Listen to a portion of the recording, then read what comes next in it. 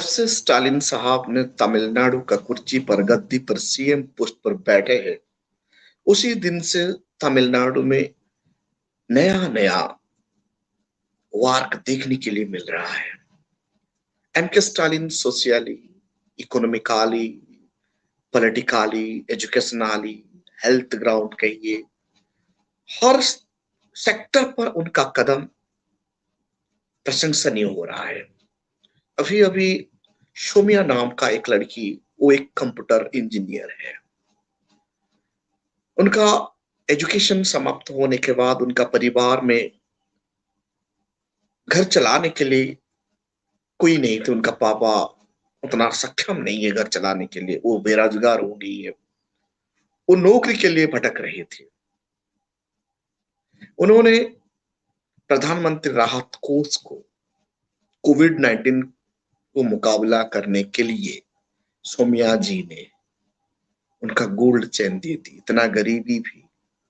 इतना गरीबी होते हुए भी उनका जो गोल्ड चेन, एक लड़की का सबसे बड़ा प्रॉपर्टी होता है गोल्ड, वो खुद जो पहनी थी, वो गोल्ड चेन को उन्होंने प्रधानमंत्री राहत कोष में, आई मीन कोविड फंड के लिए वो गोल्ड चेन दे दी, डोनेट दे दी। और वो एक चिट्ठी भी लिखी थी। और एक दिन एम के स्टालिन साहब एक डैम इनागुरेट करने के लिए गए थे। वहां स्टालिन साहब का साथ उनका मुलाकात हुआ था और उन्होंने स्टालिन साहब को वो चिट्ठी दिखाई। उन स्टालिन साहब का दिल उन्होंने जीत ली। और स्टालिन साहब इतना, मतलब इतना दयावान है, वो चिट्ठी पढ़ने के बाद वो समझने लगा ह्यूमैनिटी क्या है। ह्यूमैनिटी क्या है, एक गरीब होते हुए भी, एक लड़की इतना गरीब होते हुए भी देश के लिए, राष्ट्र के लिए, समाज के लिए, कोविड से मुकाबला करने के लिए उन्होंने अपना गोल्ड चेन डोनेट कर दी। उन्होंने वो बात को स्टालिन साहब ने उनका ट्विटर हैंडल में जाहिर किया और इनको एश्योरेंस दे दिए जल्दी ही उन्हें नौकरी मिलेगा। लोग सोच रहे थे ऐसे तो नेता ऐसे ही बोल देते, पॉलिटिकल लीडर ऐसे बोल देते, कुछ नहीं होता। तुरंत कुछ दिन के बाद सोमिया जी को सोमिया जी को नौकरी लग गया। जेएसडब्ल्यू स्टील प्लांट में उन्हें नियुक्त मिल गया। मतलब आप क्या सोच रहे हैं, कितना दयावान है वो। द्राविड़ों का शासन ऐसा ही होता है। जब जब शूद्र ये देश को शासन किया, तब तक उनका वाड़ ही शासन है। जब ये वचन दे देते, इनको एक्शन में लेते। दूसरी तरफ बाकी लीडरों को तो देखिए ना, स्मार्ट सिटी के वादे किए थे, स्मार्ट सिटी कहाँ है, दिखाई नहीं दिया। 15-15 लाख अकाउंट में आने के बाद बोल रहे थे कहाँ है, फुस हो गया। जापान से बुलेट ट्रेन लाए थे, जापान बना कर दिया। अभी वो तो कर नहीं पा रहे हैं, बुलेट ट्रेन का प्रोजेक्ट ही गया। धन जन योजना में खाता खुलाए लोगों को लोन देने के लिए, कहाँ है, फुस है। 100 स्मार्ट सिटी कहाँ है। ये सब जुमले हैं, इनको कहते हैं ब्राह्मणिकल जुमले, बीएसओ का जुमले। आइए ना, शूद्र का शासन देखिए। दूसरी तरफ आप देखेंगे यूपी में बहन मायावती जी का पीरियड में क्या से क्या नहीं हुआ। सात सात यूनिवर्सिटी, 100 आईटीआई कॉलेज, 200 से ज्यादा डिग्री कॉलेज, 5000 से ज्यादा हाई स्कूल, 200 से ज्यादा inter college, international level university, Buddha university, Yamuna express, Buddha international track, अनगिनत काम है।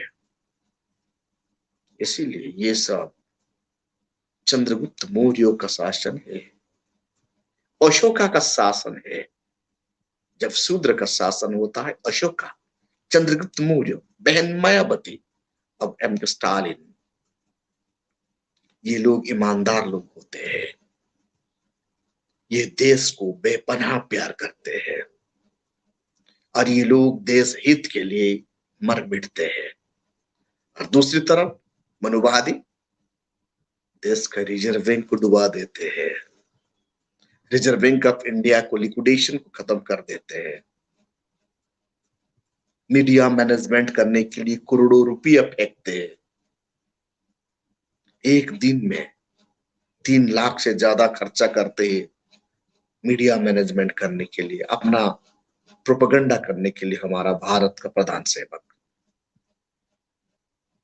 दूसरी तरफ देश हित के लिए, सोशल चेंज कर देने के लिए, ब्राह्मण वर्चस्व को फिनिश कर देने के लिए स्टालिन मंदिर में भी शूद्रों को पुजारी पोस्ट में अपॉइंटमेंट करने के लिए कदम लेते हैं। ये कदम सोशल चेंजेस की तरफ आगे बढ़ रहा है। के स्टालिन साहब का काम, बहन मायावती का वर्क, हेमंत सोरेन का वर्क मुझे याद दिला देता है चंद्रगुप्त मौर्य, अशोका। ऐसे शासक होना चाहिए, शासक का दिल बड़ा होना चाहिए, हर कोई सिटीजन के बारे में सोचना चाहिए, उनका दिल में इक्वालिटी आना चाहिए। जब संवैधानिक पद पर कोई भी बैठ जाता है, वो देश का धरोहर बन जाता है, उनका ऊपर सबका अधिकार है, उनका नजर में संविधान को सर्वोपरि रखकर सब लोगों का भलाई के लिए काम करना चाहिए। तमिलनाडु में आप देख रहे हैं, बस्टप मंदिर में, शिव मंदिर में जितने भी रिलीजियस टेम्पल है, वहां शूद्रों को क्यों पुजारी बनाने के लिए कानून बना दिए हैं। यहाँ इक्वालिटी एस्टेब्लिश करने के लिए कोशिश किया जा रहा है, लेकिन हम ये कदम को सही या गलत बता नहीं सकते। एक प्रश्न आप लोगों का मन में छोड़ देते हैं, बाबा साहेब का 22 प्रतिज्ञा क्या होगा और ईवी रामस्वामी पेरियार साहब का गंभीर प्रतिज्ञा क्या होगा, ये प्रश्न है। खैर, उस वक्त का बात और आज का बात ये कंपेयर करना है, लेकिन मुझे ये तो दिखाई दे रहा है तमिलनाडु में ब्राह्मणवाद का वर्चस्व समाप्त की ओर बढ़ रहा है। जब शूद्र जब जब यूनाइटेड होता है, शूद्र जब जब शासन करता है, वो संविधान को पालन करता है, क्योंकि संविधान का आर्टिकल 16 कहता है equality of opportunity. Equality of opportunity वहां हो रहा है, सबको अधिकार मिलना चाहिए। हम इंतजार कर रहे हैं supreme court of the India में कब इक्वालिटी ऑफ अपॉर्चुनिटी आएगा शूद्रों को, क्योंकि वहां कॉलेजियम सिस्टम में विशेष कम्युनिटी का कब्जा है। प्रेसिडेंट ऑफ इंडिया का अंगरक्षक विशेष कम्युनिटी का कब्जा है। वहां आर्टिकल 16 को सेंध मारना है, एक्टिवेशन करना है। ये कब होगा? जब शूद्रों का शासन आएगा।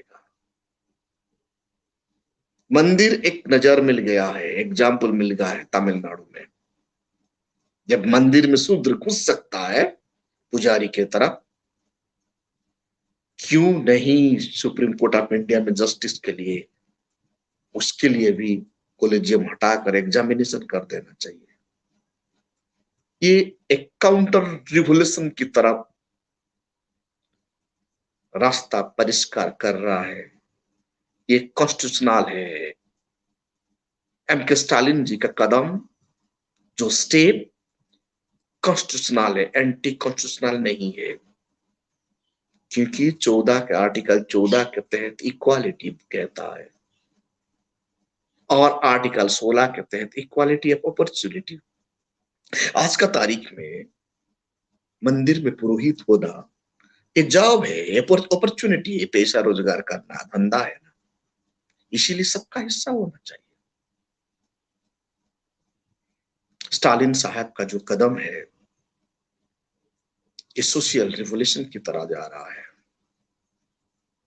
आने वाला कल वक्त ही बताएगा।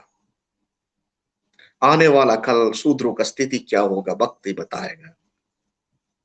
इसलिए भारत में रहने वाले तमाम 85% पॉपुलेशन इस बात को गंभीर से सोचना चाहिए। हर कोई स्टेप में हर कोई काउंटर रिवॉल्यूशन दिखाई देता है। इसीलिए तमाम भारत का प्रोविंस में और यूनियन टेरिटरी में और सेंट्रल गवर्नमेंट में शूद्रों का पार्टियों का कब्जा होना चाहिए। जब तक शूद्रों का पार्टी भारत में शासन नहीं करेगा तब तक हम लोग social equality, political equality, education equality, health equality establish कर नहीं पाएंगे। अब सब लोग को पता है हेल्थ इक्वालिटी फिनिश करके गवर्नमेंट हॉस्पिटल प्राइवेट हॉस्पिटल बना दिया गया। एजुकेशन इक्वालिटी को फिनिश करके गवर्नमेंट एजुकेशन प्राइवेट एजुकेशन बना दिया गया। ये सब को समाप्त करना है तो भारत वर्ष में बहन जी को लाना है, शूद्रों का शासन करना है। ये वीडियो को ज्यादा से ज्यादा लाइक कीजिए, शेयर कीजिए, अपना कमेंट लिखिए ताकि आने वाला दिन हम और नया वीडियो बनाएंगे और बहुजनों के लिए आवाज बनेंगे और आवाज बुलंद करने के लिए कोशिश करेंगे।